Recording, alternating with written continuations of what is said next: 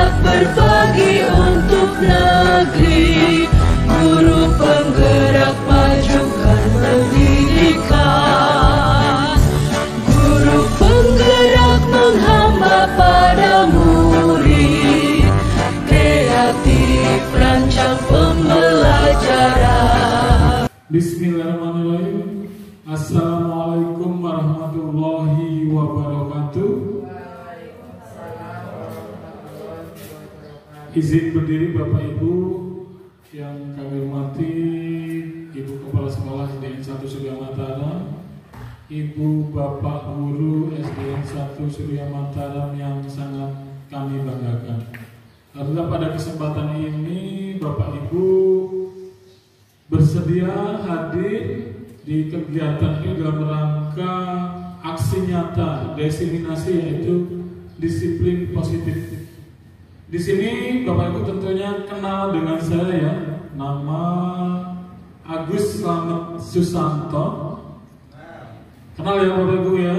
Ya alhamdulillah, berarti saya menjadi bagian di SD ini dan dikenal. Kemudian saya di sini difasilitatori oleh Ibu Dr. Marianti SPDMM dan Bapak Peri Anggasa Putra MPTGR. Di sini Bapak Ibu saya akan menyampaikan mengenai disiplin positif. Tentunya disiplin positif ini Bapak Ibu guru sudah kita laksanakan di kegiatan kita sehari-hari ya. Dari kita berangkat sekolah, dari kita melihat anak-anak didik kita, bahkan sampai pulang lagi tentunya tidak terlepas dari disiplin positif. Tentu saja kita akan lebih memperdalam apa itu disiplin positif dalam kaitan kegiatan ini.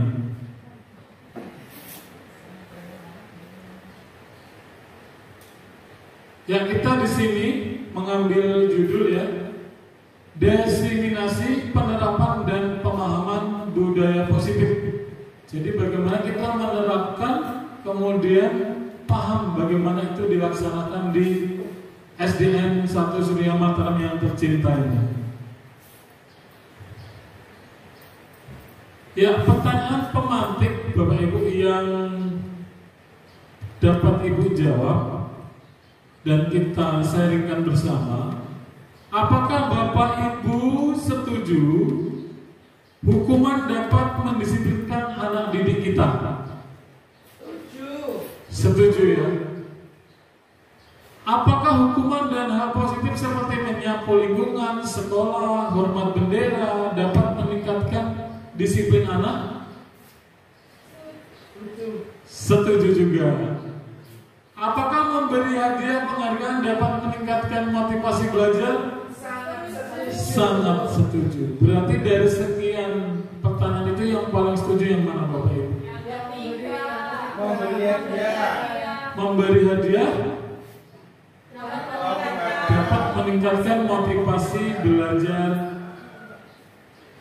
Ya, boleh nanti dipakai untuk biar lebih mantap lagi kita jalan. Nah, ini nanti kita akan kaitkan di materi ini Bapak Ibu.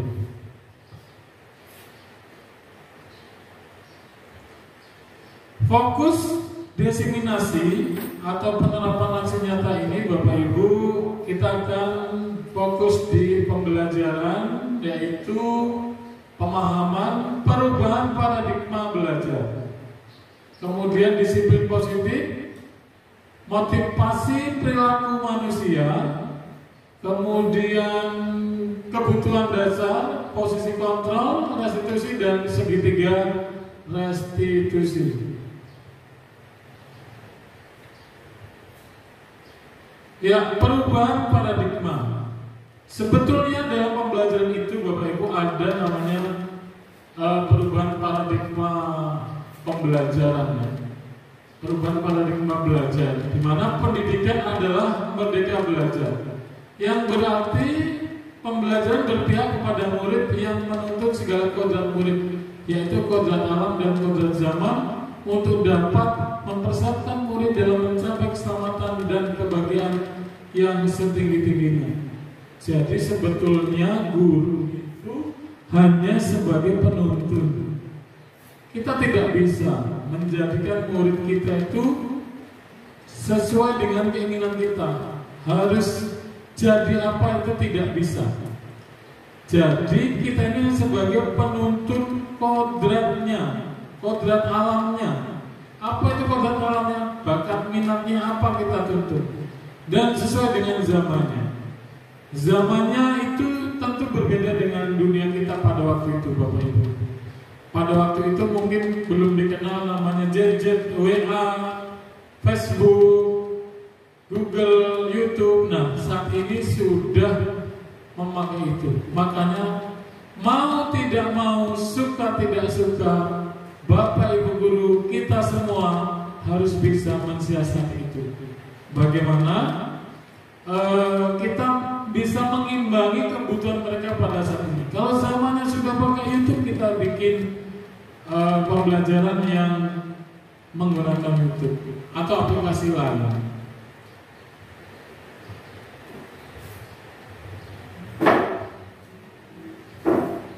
Ya, ini ada sebuah ilustrasi. Yang pertama, tugas Anda adalah mengepalkan salah satu tangan Anda. Coba Anda bayangkan bahwa Anda menyimpan sesuatu yang sangat berharga di dalam kepalan Anda. Anda perlu menjaga benda tersebut sekuat tenaga Anda karena begitu pentingnya dalam hidup Anda. Kemudian yang B, rekan Anda mencoba dengan segala cara untuk membuka kepalan tangan Anda. Teman Anda B boleh membujuk, menghadik, mengintimidasi, memarahi, menggoda, menggelitik, bahkan menawari Anda uang agar Anda bersedia membuka kepala tangan Anda. Nah, ini saya contohkan Bapak Ibu, saya kepalkan tangan saya ini. Kemudian dengan ini adalah sesuatu yang berharga. Coba di antara Bapak Ibu mencoba membujuk saya.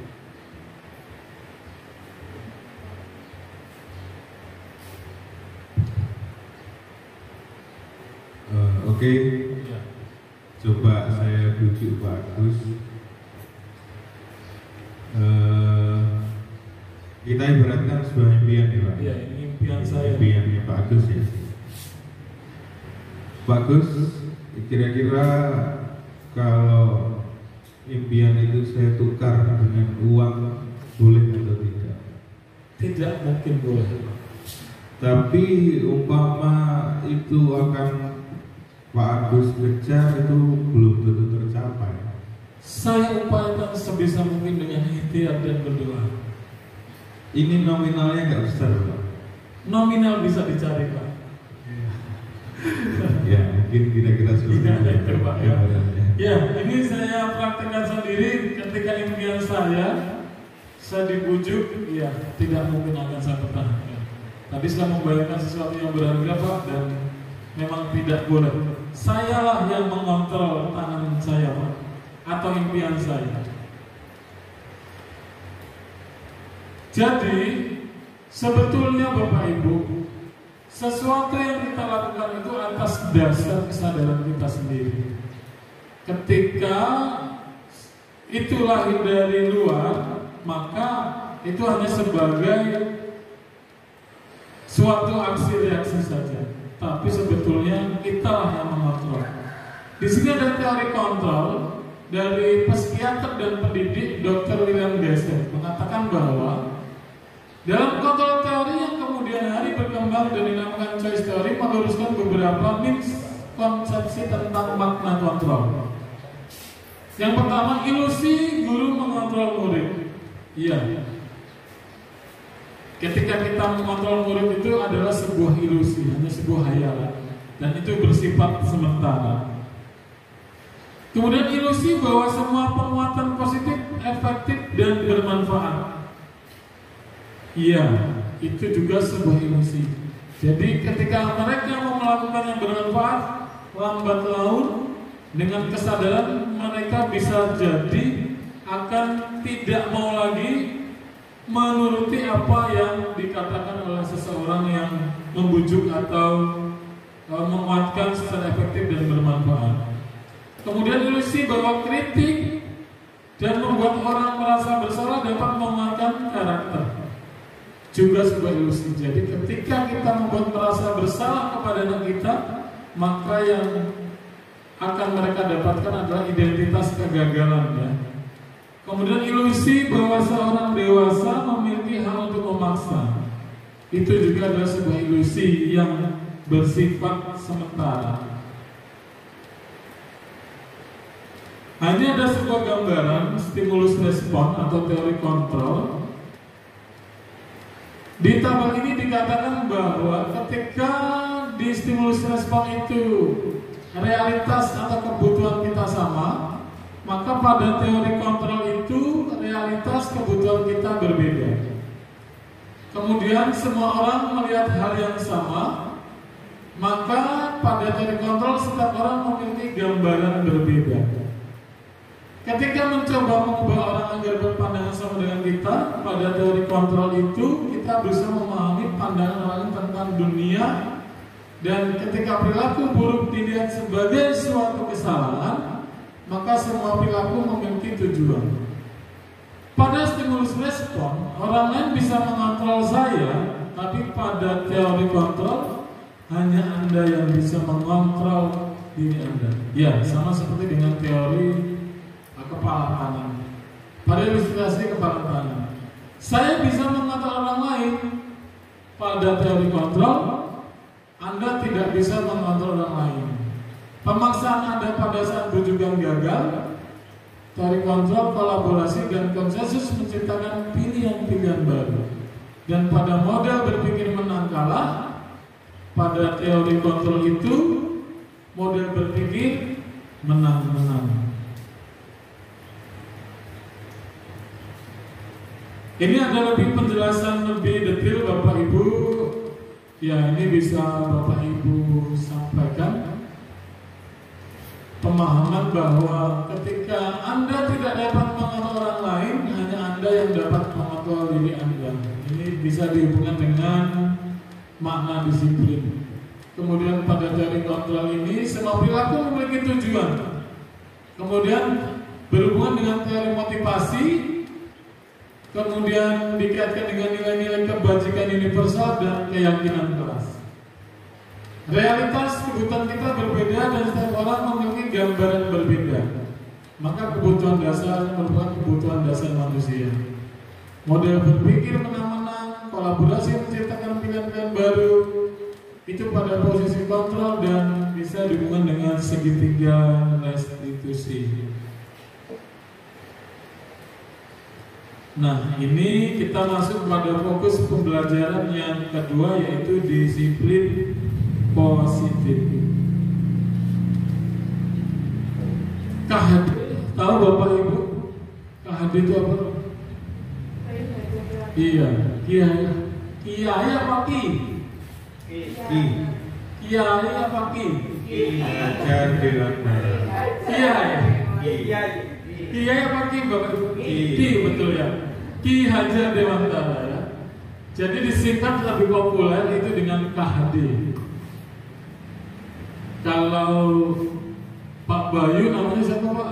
Bayu Andika Wardana, berarti BAW. BAC ya. Ya, kalau Pak Kamto gimana Pak? SKMT. SKMT ya. Ya, itu adalah perlu dipopulerkan Pak. Seperti Susilo Bambang Yudhoyono itu SBY ya. Kalau Agus Slamet Susanto ASS. Assalamualaikum ya. S3. SWT ya. SWT Mantap Bapak Ibu. SWT dan SMP. Ternyata kita tetap harus punya nama-nama populer Bapak Ibu ya. Ya, sambil dipikirkan Bu. Jadi ketika kita ingin menjadi orang besar, perlu membuat singkatan nama. Jadi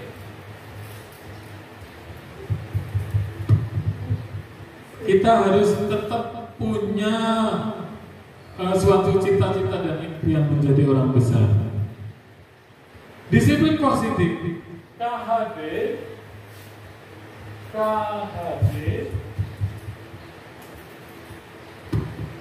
KHD berkata bahwa di mana ada kemerdekaan, disitulah harus ada disiplin yang kuat. Disiplin adalah tindakan taat terhadap aturan, kesepakatan yang mendorong kita untuk bertanggung jawab terhadap apapun yang dilakukan berdasarkan tindakan pada nilai-nilai kebijakan universal.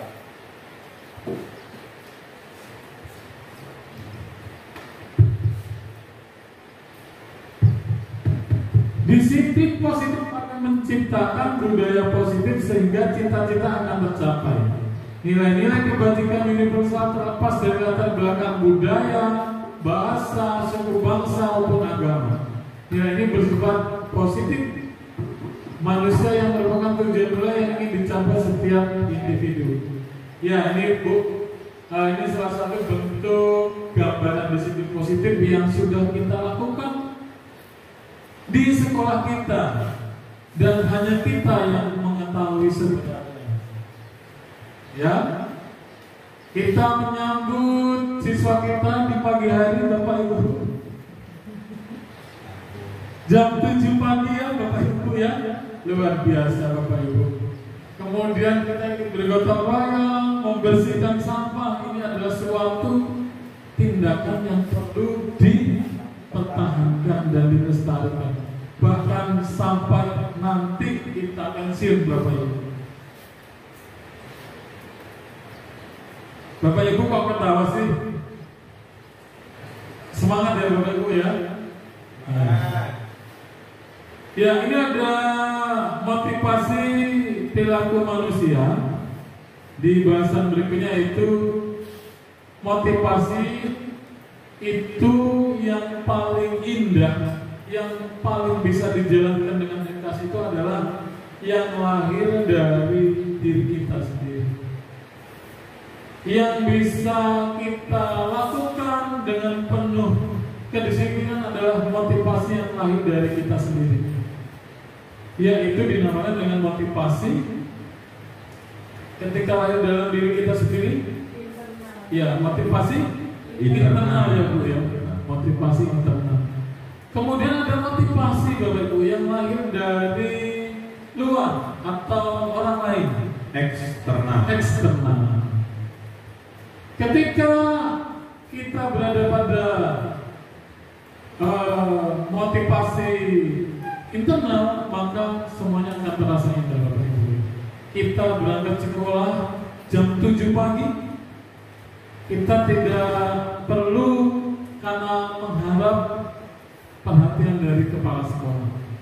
Kita tidak perlu mengharap perhatian dari teman atau mendapatkan pujian, tapi kita semata-mata karena tanggung jawab kita. Jadi kalau internal itu ya salah satunya untuk terjadi mendapatkan sebuah riba, mendapatkan sebuah penghargaan.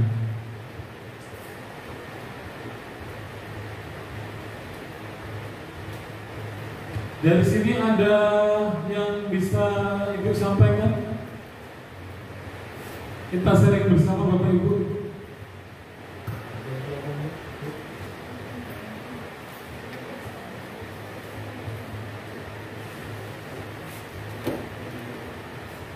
Oke, Bapak Ibu sambil berpikir ya, kita akan ice breaking. 16. Ya, kita akan ice breaking sebentar Bapak Ibu biar tambah semangat. Sebelum kita masuk ke kebutuhan dasar manusia. Ya, Bapak Ibu sekarang boleh berdiri Bu di sini Bu, biar kita lebih hangat di hujan-hujan seperti ini. Gak apa-apa, santai aja Pak. Ya. Bapak Ibu yang perempuan ngumpul di sini ya, yang laki-laki ngumpul di sini. Atau berpasangan Bu? Ya berpasangan. Ya, berpasangan Bapak Ibu di sini. Iya. Kok milihnya Pak Kantor? Iya. Iya sekarang Pada disiplin positif ini kita pertama harus ketika hadir di sekolah kita harus tersenyum, cepat, menumbuhkan aura-aura positif pada murid kita. Boleh mendekat satu langkah maju ke depan Bapak Ibu? Iya. Satu langkah lagi Bapak Ibu? Iya sekali, mantap. Bapak Ibu biasanya kalau ke kelas tersenyum ya Bapak Ibu? Iya. Tergantung ya Pak, tersenyum ya, jelas tersenyum. Bahagia Bapak Ibu ya. Sekarang saya ingin melihat Bapak Ibu tersenyum kepada teman Bapak Ibu yang sehari-hari ketemu di kantor. Iya. Coba Bapak Ibu, ketika kita memandang teman kita harus menumbuhkan. Jangan bosan jadi ketawa kan? Iya. Coba tumbuhkan senyuman terindah, tunjukkan senyuman terindah kepada teman kita.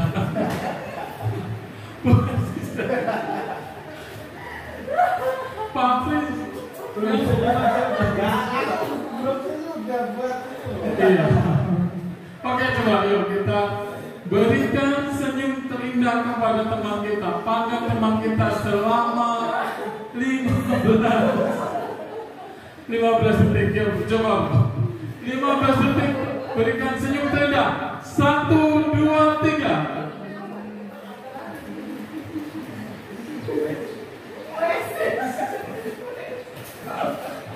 Oke, Bapak Ibu kasih tepuk tangan ya Bapak Ibu ya. Silakan kembali. Ya, itu adalah sebuah senyuman terindah yang akan diingat sampai akhir hayat kita Bapak Ibu ya, dalam makna yang positif. Jadi sebelum kita yang sudah kita ini apa Bapak Ibu yang pertama mengenai apa Bapak Ibu? Judul kita hari ini apa Bapak Ibu? Budaya positif. Iya, budaya positif ya. Pembahasan yang sudah kita laksanakan tadi adalah yang pertama mengenai perubahan paradigma. Iya. Yuk, sama-sama Bapak Ibu mengenai apa Bapak Ibu? Perubahan paradigma belajar. Perubahan paradigma belajar. Kemudian apa lagi Bapak Ibu? Perubahan arti disiplin. Arti sosialisasi. Iya, mengenai disiplin positif. Ya, disiplin. Selanjutnya Bapak Ibu, harus ada disiplin yang kuat. Disiplin adalah tindakan taat terhadap aturan atau kesepakatan yang mendorong kita untuk bertanggung jawab terhadap apapun yang dilakukan berdasarkan tindakan pada nilai-nilai kebajikan universal. Disiplin positif akan menciptakan budaya positif sehingga cita-cita akan tercapai. Nilai-nilai kebajikan universal terlepas dari latar belakang budaya, bahasa, suku bangsa maupun agama. Nilai-nilai ini bersifat positif manusia yang merupakan tujuan mulia yang ingin dicapai setiap individu. Jadi sebetulnya disiplin positif ini tanpa sadar kita sudah terapkan bersama Bapak Ibu. Yang jelas ketika kita menyambut siswa-siswi kita yang di depan gerbang kita, itu adalah salah satu bentuk yang mungkin masuk dalam kategori disiplin positif ya. Kemudian kita bersama-sama membersihkan lingkungan sekolah, kemudian melakukan kerja bakti bareng, itu adalah salah satu bentuk disiplin yang positif. Masih kita menyambut anak-anak kita ya, Bapak Ibu di depan gerbang ya. Alhamdulillah, luar biasa. Ya. Selanjutnya pembahasan yang kedua adalah mengenai motivasi perilaku manusia. Ya, sebelum masuk ke motivasi perilaku manusia Bapak Ibu, apakah yang kita laksanakan atau tanyakan kepada diri kita sendiri, apakah kita sudah melaksanakan disiplin positif, Bapak Ibu Guru.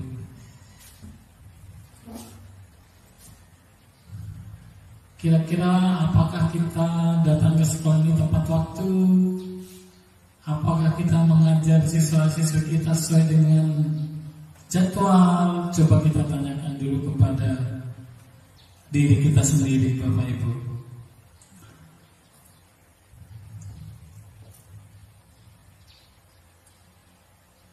Sudah ya? Yang bisa menjawab adalah diri kita sendiri.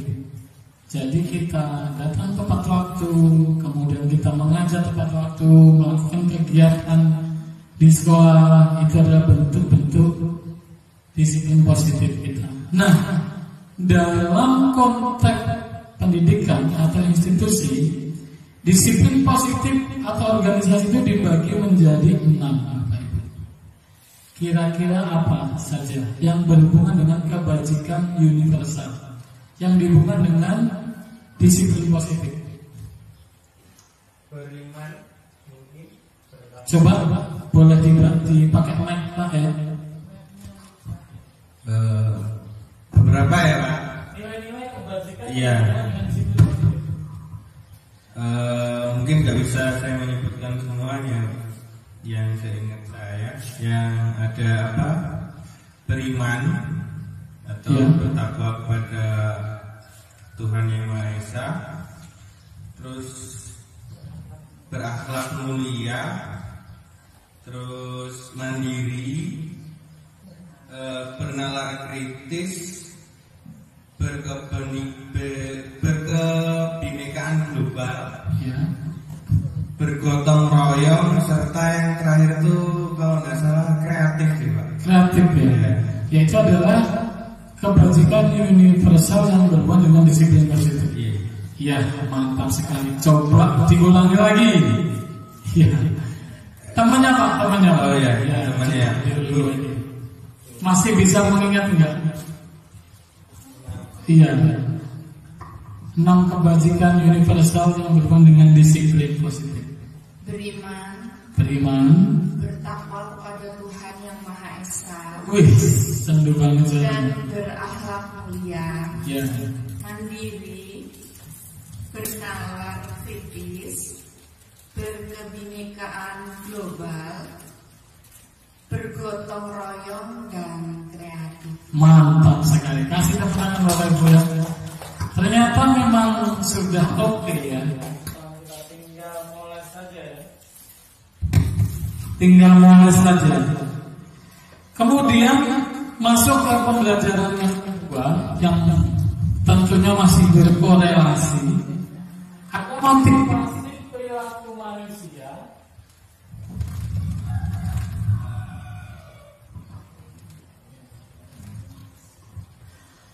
Bahwa motivasi perilaku manusia itu yang paling baik, Bapak Ibu, itu mengenai motivasi yang lahir dari dalam diri kita sendiri, dari dalam diri anak didik kita sendiri.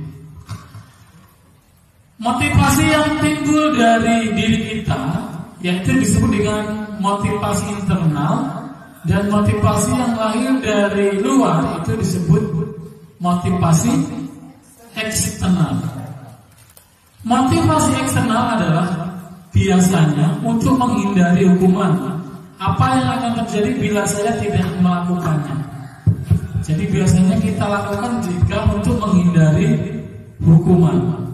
Yang kedua, untuk mendapatkan imbalan dari orang lain. Apa yang saya dapatkan apabila saya melakukannya? Sedangkan motivasi internal itu adalah tujuannya untuk menghargai diri sendiri.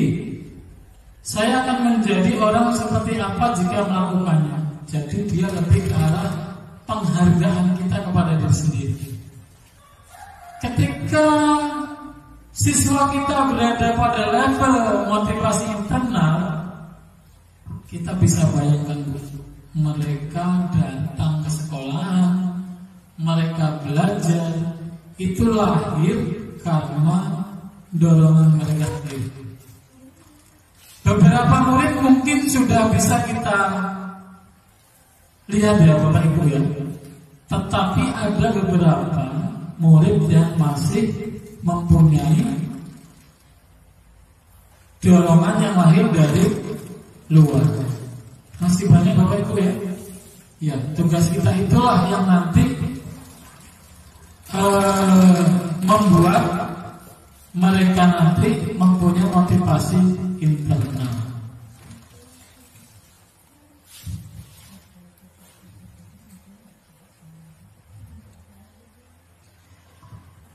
Oke Bapak Ibu, sampai sini mungkin bisa disampaikan sebelum kita masuk kebutuhan dasar manusia.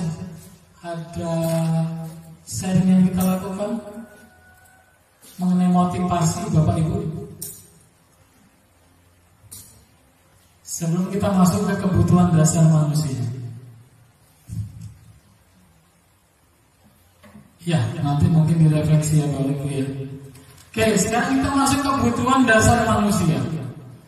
Sebetulnya pada diri manusia itu, baik itu pendidik, anak, dan siapapun, itu mempunyai kebutuhan dasar manusia yang harus atau dipenuhi, yang ingin diperjuangkan. Bapak Ibu menjadi guru itu, apakah kebutuhan dasar? Nanti kita coba lihat.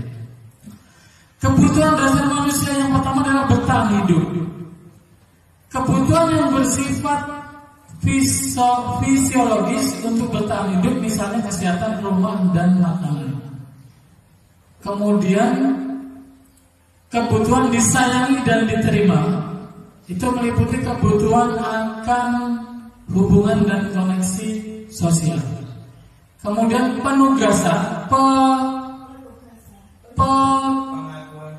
pengakuan atau kekuasaan. Itu salah ketiga lagi. Kekuasaan atau pengakuan. Enggak kelihatannya Bapak Ibu ya. Ya, tadi kan kita sudah tes penglihatan ya. Iya. Kelihatan ya? Ya, masih bagus. Apalagi lihat yang merah kan. Ya, merah. Pilih merah atau biru? Merah. Merah. Saya mau meneruskan, nggak tepat waktunya. Pengakuan dan kemampuan kekuatan untuk mencapai sesuatu menjadi kompeten, menjadi terampil, diakui atas prestasi dan keterampilan. Kemudian kebutuhan dasar manusia, kebebasan, kebutuhan akan kemandirian, ekonomi, memiliki pilihan dan mampu mengendalikan arah hidup seseorang. Kemudian kesenangan, kebutuhan untuk mencapai kesenangan, bermain dan tertawa. Nah,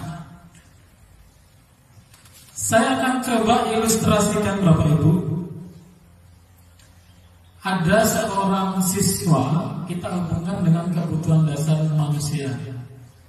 Kita sebut saja dia Mr. X ya. Kalau Mr. kayaknya laki-laki, kita sebut nama aja ya. Kira-kira siapa Bapak Ibu? Wahdi. Masih ingat ya Bapak Ibu ya? Ternyata Wahdi cukup menjadi kenangan terindah bagi kita semua. Wahdi dan siapa yang kita ingat Pak? Putri. Putri. Satu lagi Pak yang sering lewat di depan sekolah kita, yang sekarang sudah gadis. Siapa Bu? Yang anaknya tinggi, pakai Desta. Ya, ternyata kita cukup mengenang Desta, Putri, dan Wahdi ya. Ya, coba kita ibaratkan Wahdi saja. Tapi bukan Wahdi yang itu ya, hanya sebuah ilustrasi nama. Wahdi ini Bapak Ibu sering merebut makanan siang teman-temannya. Ya, kan biasanya bontot ya Bapak Ibu. Kan biasanya kita kan bekal ya. Bekal dengan makanan yang seimbang. Pak Apri juga ya. Pak Apri bekal ya biasanya. Nah, si Wahdi ini sering ngambil makanan, bukan nyolong lah, cuman apa ya, pengen ngerasain, iya nyomot ya, ngerasain makanan ibunya orang, ngerasain nggak nyolongnya. Kemudian ada yang melapor, Bapak Ibu, melapor ke Dewan Guru. Si Wadi itu ngambil makanan, Bapak Ibu. Nah, makanan itu padahal si Wadi ini sudah berputar. Nah, kira-kira kita hubungkan dengan kebutuhan dasar manusia bertahan hidup. Kira-kira apa Bapak Ibu kebutuhan yang bersifat fisiologis untuk bertahan hidup, misalnya kesehatan rumah dan makanan? Ya, apa Pak Abu? Bisa di makanan ya? Iya, makanan. Ya, mantap. Langsung bisa jawab. Jadi si Wati ini mengambil makanan untuk dimakan untuk dimakan dari mengintimidasi temannya, karena dia merasa dia kuat, terus dia timbul rasa senang. Terkadang seperti itu dari anak-anak, karena sifat ingin menangnya sendiri itu masih terlalu dominan untuk anak kecil. Biasanya seperti itu. Iya, mantap sekali. Jadi kita anak-anak itu pada dasarnya adalah suka bermain-main. Jadi mereka mendapatkan kesenangan dengan menjahili temannya ya, Bapak Ibu.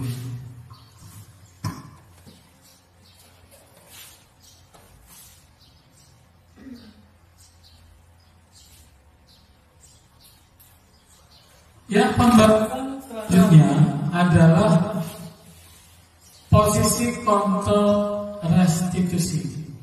Apa itu restitusi, Bapak Ibu? Restitusi adalah proses menciptakan kondisi bagi murid untuk memperbaiki kesalahan mereka, sehingga mereka bisa kembali kepada kelompok mereka dengan karakter yang lebih kuat. Nanti akan kita bahas lebih detail lagi ya. Sekarang kita akan membahas mengenai 5 posisi kontrol sebagai seorang guru. Biasanya Bapak Ibu guru, kita sebagai guru itu memposisikan kita itu sebagai penghukum. Kayaknya apa batinnya ya?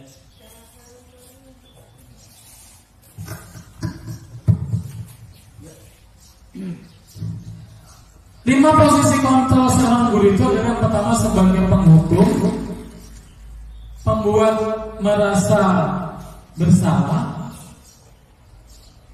bersikap sebagai teman, sebagai pemantau, dan sebagai manajer. Yang paling tepat kira-kira apa ya Bapak Ibu? Ya, biasanya ketika kita pada posisi kontrol penghukum, seorang penghukum biasanya menggunakan hukuman fisik maupun verbal. Seperti dengan nada keras biasanya kita itu dengan berkata, patuhi aturan saya atau awas. Sering nggak ngawas-ngawas gitu? Awas gitu ya, tapi lebih mesra ya. Awas. Jangan ketawa Bapak Ibu. Ketawa dilarang nggak Bapak Ibu? Boleh. Boleh ya. Kemudian kalimat lain, kamu selalu saja salah, nggak benar kamu itu, salah terus. Kemudian selalu, pasti selalu yang terakhir selesai, dasar B. Biasanya gitu ya. Di sekolah sana, di negeri dongeng, SD kita nggak ada. Itu kira-kira kalau kita merasakan itu sebagai siswa atau anak kita, terasa enak nggak Bapak Ibu? Pas nggak? Kurang pas. Lanjut posisi kontrol guru berikutnya. Ya, pembuat merasa bersalah itu Bapak Ibu ada gambar ya, anak yang merasa bersalah. Pembuat rasa bersalah akan menggunakan kehinaan yang membuat orang lain merasa tidak nyaman, bersalah atau rendah diri seperti ibu sangat kecewa sekali dengan kamu. Ibu sangat kecewa. Kemudian berapa kali Bapak harus memberitahu kamu ya? Gak bisa-bisa gimana? Gimana coba kalau orang tua kamu tahu kamu berbuat begini? Ya, itu kadang membuat mereka bersalah. Dan itu adalah sebuah muncul bibit identitas kegagalan bagi murid kita Bapak Ibu. Kegagalan yang tidak kita sadari suatu hari nanti. Jadi mulai hari ini mudah-mudahan tidak ada di diri kita lagi. Posisi kontrol berikutnya adalah sebagai teman. Guru pada posisi ini tidak akan menyakiti murid, akan tetapi berupaya mengontrol murid melalui persuasi seperti, ayo bantulah demi Bapak ya. Ayolah bantu demi Bapak. Kemudian ayo ingat tidak bantu Bapak selama ini. Ayo ingat tidak bantu Bapak selama ini. Ya sudah, kali ini tidak apa-apa. Nanti Ibu bantu bereskan. Sering ya, lebih bijak kan? Tetapi kadang posisi-posisi itu mempunyai kelemahan Bapak Ibu. Ketika pada posisi tenang biasa mereka menggampangkan, alah gampang. Kalau kancaku dewi, Windows kalau kancaku dewi ora apa-apa gitu, nggak apa-apa.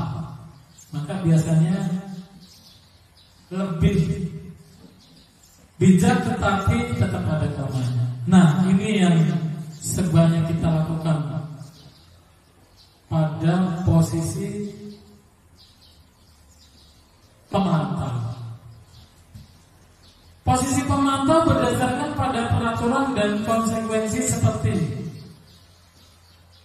peraturan apa, gitu.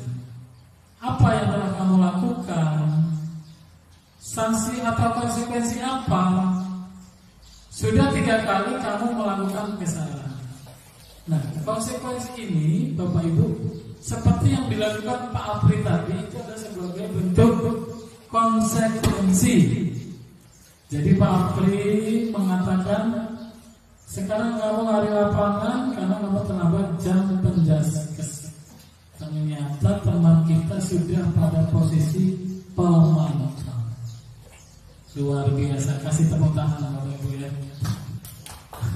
Kok enggak semangat ini? Iya. Tapi kalau Pak Apri berada pada, misal seorang atau wali kelas yang berada di posisi mengajar matematika, suruh lari muteri halaman, berarti dia bersikap sebagai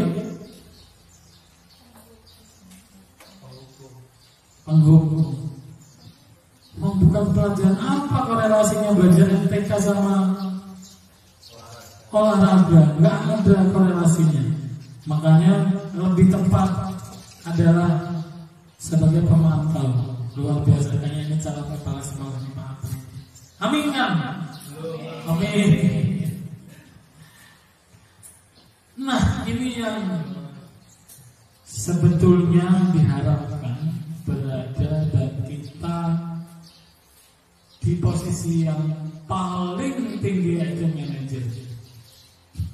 Guru berbuat sesuatu bersama dengan murid, mempersilakan murid mempertanggungjawabkan perilakunya, mendukung murid agar dapat menemukan solusinya. Seperti apa yang kita yakini? Apakah kamu meyakininya? Jika kamu perbaiki ini hari ini, menunjukkan apa tentang dirimu? Apa rencana kamu untuk memperbaiki hal ini? Nah ini biasanya lebih terkait dengan restitusi ya Bapak Ibu ya. Jadi sebenarnya kita berada pada posisi seorang manajer. Nanti ada video yang saya tunjukkan ya, berada pada posisi mana. Ya, lanjut adalah budaya positif mengenai keyakinan kelas. Mengapa tidak peraturan saja Bapak Ibu? Mengapa harus keyakinan kelas? Mengapa kita memiliki peraturan harus menggunakan helm bila mengendarai sepeda motor? Mengapa kita memiliki peraturan 3M, menggunakan masker, mencuci tangan, dan menjaga jarak 1,5 meter saat pandemi COVID lalu? Mengapa Bapak Ibu? Ketika itu peraturan dan kita buat menjadi keyakinan, bagaimana?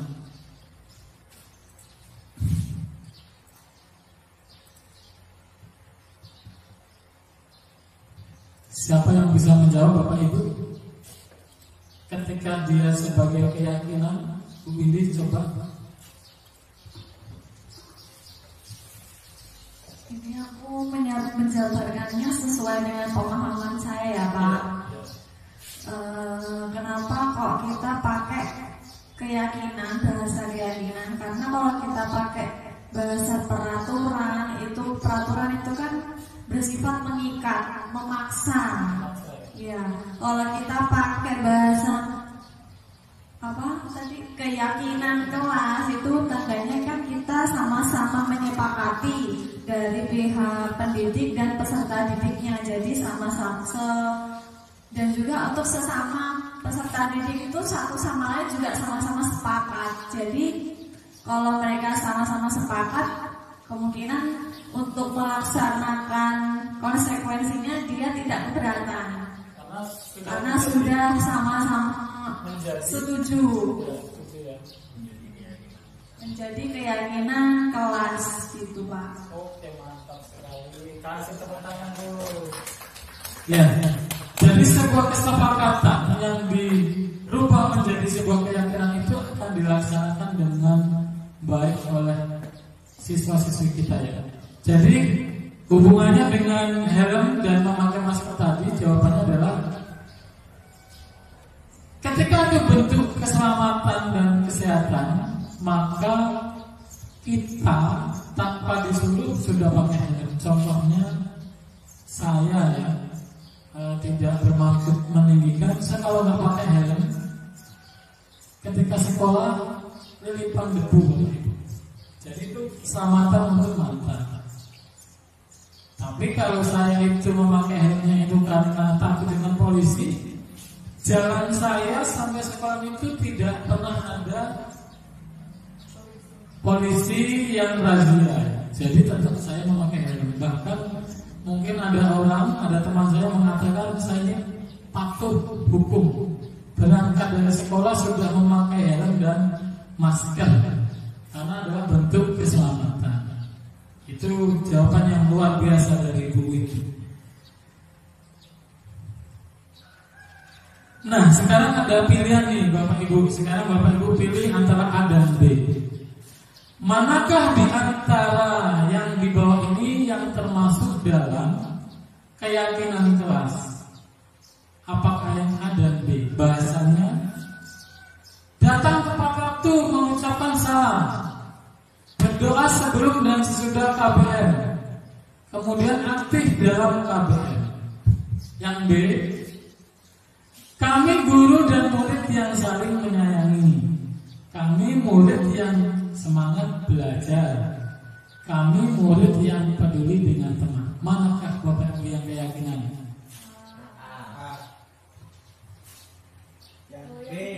Yang mana Bapak Ibu? Yang B.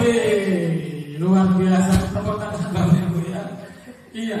Kalau bahasa peraturan biasanya ditulis datang tepat waktu, mengucapkan salam, berdoa sebelum dan sesudah KBM. Tapi kalau kami murid yang semangat belajar, di situ sudah aktif belajar, sudah bertanya dan sudah berkelompok tanpa disuruh. Kemudian kami guru dan murid yang saling menyayangi, mengucapkan salam, itu kan saling menyayangi Bapak Ibu. Mengucapkan salam, bertegur sapa, bersalaman, tos itu termasuk ke dalam kami guru murid yang saling menyayangi. Pembentukan keyakinan kelas. Pada pembentukan keyakinan kelas, itu yang pertama, keyakinan kelas bersifat lebih abstrak daripada peraturan yang lebih rinci dan konkret.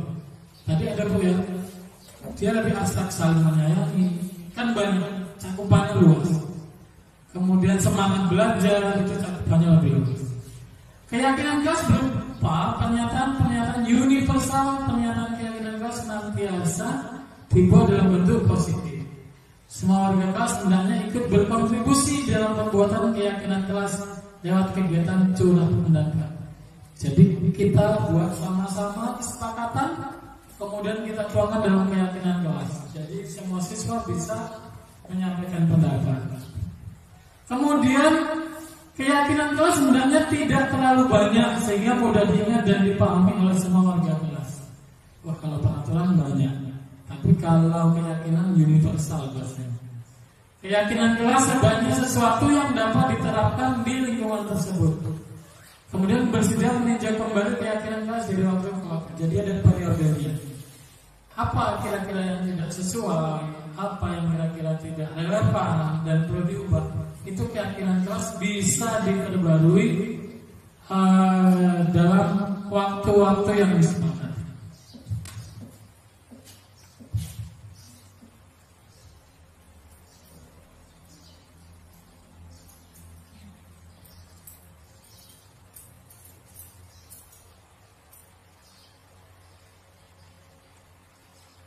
Ya, terakhir pembahasan kita adalah segitiga restitusi. Tadi di awal sudah disampaikan apa itu segitiga restitusi. Ada 3 langkah dalam melaksanakan segitiga restitusi ya. Yang pertama itu adalah ketika ada siswa yang bermasalah, kita berada pada tahapan menstabilkan atau apa Bapak Ibu? Oh enggak kelihatan. Tes lagi kelihatan. Iya. Ya, menstabilkan identitas. Jadi ketika datang anak kita panggil, kita stabilkan identitasnya dulu. Nah, kenapa kamu berbuat seperti itu? Woi, dia pasti kan, saya begini, pas saya begini, itu yang salah, ini yang salah. Biasanya mau menangnya sendiri. Setelah itu kita masuk ke proses apa Bapak Bu? Validasi tindakan yang salah. Ya. Setelah mereka ditenangkan, tindakan salah. Jadi Bapak Ibu bisa menyampaikan ke mereka, kira-kira yang kamu lakukan itu salah tidak? Biasanya kan cerita, iya Pak begini begitu. Nah nanti lebih detailnya kita lihat video kita. Kemudian kita hubungkan dengan keyakinan kelas. Apa yang telah disepakati. Nah kembalikan ke mereka bagaimana mereka menyelesaikannya. Nah untuk lebih detailnya kita akan bahas dan lihat video mengenai segitiga restitusi. Jadi apa Bapak Ibu yang pertama? Pada segitiga restitusi menstabilkan identitas. Kemudian yuk Pak Bayu.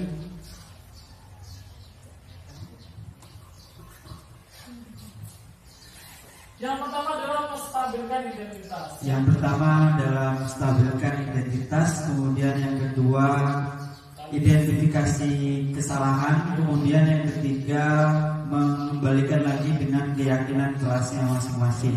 Jadi ada berapa langkah? Ada 3 langkah. Ya. Kita coba lihat video ya. Mudah-mudahan sinyalnya mendukung.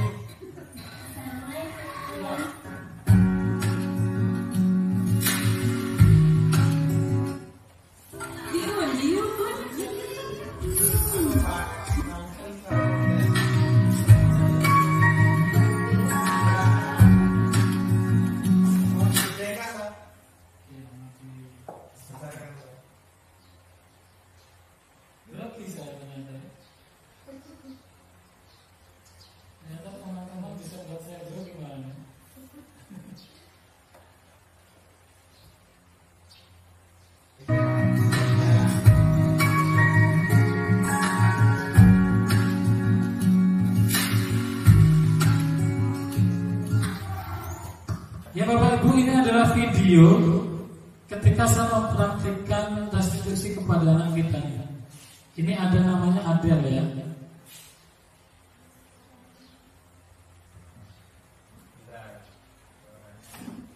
Mana Pak sebenarnya?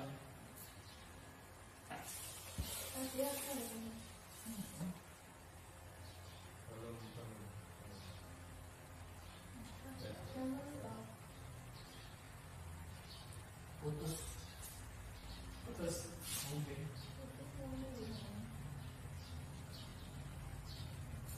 Apa tutupnya Pak?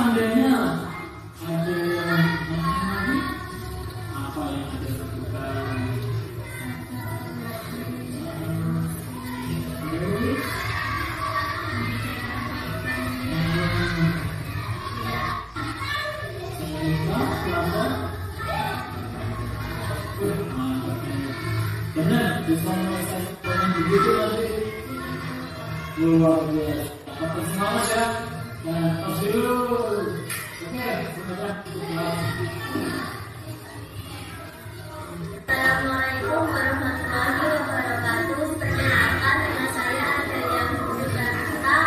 Ya, ini tanggapan dari sesuatu kita ketika kelas 5 restitusi.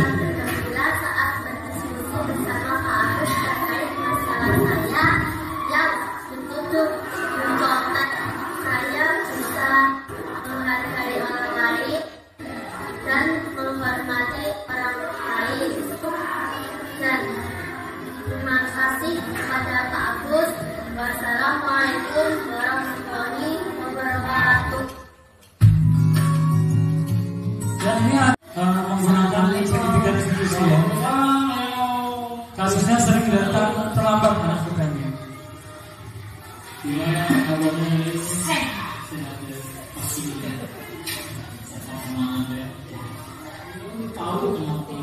tahap pertama adalah menstabilkan identitas keselamatan. Coba apa nih?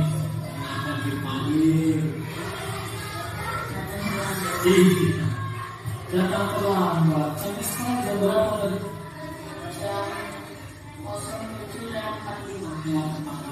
Ada kita masuk jam 7.30. Berarti tepat waktu apa tadi? Ya, kira-kira nih terlambatnya karena apa? Tidur kemana-mana. Jam berapa memang semalam tidurnya? Jam 10 itu kuliah. Ya, sering apa? Tidur terlambat. Terlambatnya cuma nonton HP, main HP dan nonton TV. Ya, tahap kedua adalah validasi tindakan yang salah. Berarti perbuatan itu salah apa benar? Salah. Nah, kira-kira apa yang sudah? Ya, setelah validasi tindakan yang salah, kita masuk ke tahap ketiga, yaitu menanyakan keyakinan kelas yang disepakati. Disiplin, berarti disiplin dan tanggung jawab serta tepat waktu. Apa coba diulang lagi? Yaitu yang benar adalah keyakinan kelas tadi. Disiplin dan tepat waktu. Iya, harusnya keyakinan kelas itu kita laksanakan dengan tertib. Bapak tenang dulu, terlambat ketika acara, ketika menghadiri kegiatan. Nah, di sini Bapak akan mencari siapa yang salah nih, siapa yang salah. Tapi bagaimana kira-kira nih beliau memperbaiki kesalahan. Titik awalnya jam berapa?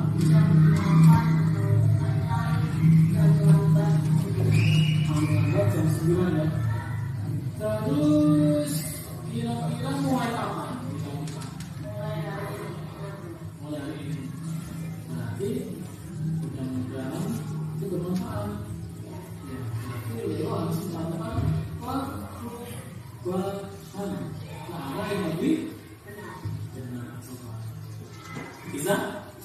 Semangat? Tes dulu kita. Oke, semuanya.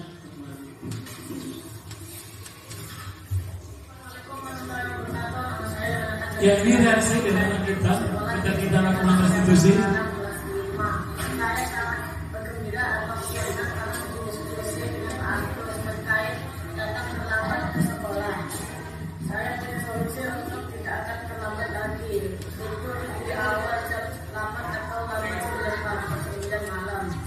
Insya Allah tidak akan terlambat ke sekolah lagi. Terima kasih. Ya, thank you. Kalau ingin lebih detail bisa lihat di channel Rakyat Berkarya. Jangan lupa subscribe ya. Jadi Bapak Ibu, sebelum kita akhiri,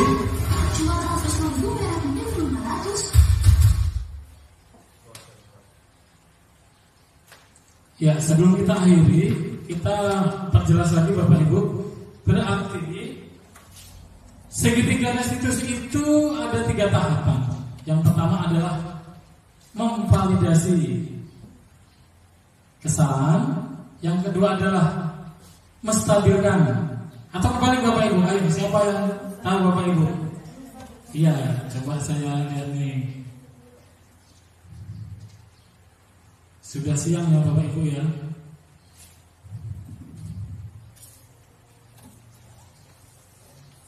Yang pertama Bapak Ibu, menstabilkan identitas.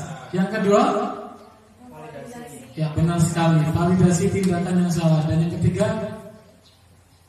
ya tepat sekali, yaitu menanyakan keyakinan. Luar biasa. Ya mudah-mudahan Bapak Ibu semuanya bisa melakukan ini. Nah, dari pembelajaran yang kita lakukan tadi dapat kita simpulkan kira-kira apa Bapak Ibu bisa Bapak Ibu sampaikan?